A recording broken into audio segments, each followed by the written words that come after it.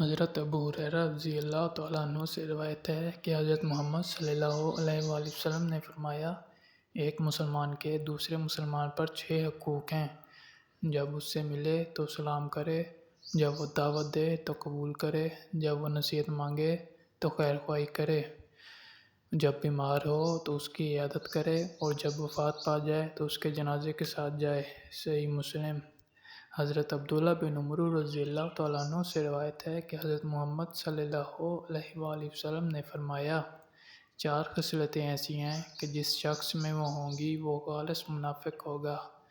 جب بات کرے تو جھوٹ بولے، جب وعدہ کرے تو اسے پورا نہ کرے، جب معاہدہ کرے تو دھوکہ دے اور جب جھگڑا کرے تو گالی گلوچ پر اتر آئے۔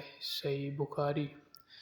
حضرت ابو ہریرہ رضی اللہ تعالیٰ عنہ سے روایت ہے کہ حضرت محمد صلی اللہ علیہ وآلہ وسلم نے فرمایا، بندے کا اپنے رب سے سب سے زیادہ قربت کا وقت وہ ہوتا ہے جب وہ سجدے میں ہوتا ہے، لہذا اس حالت میں باکثرت دعا کیا کریں۔ صحیح مسلم 482۔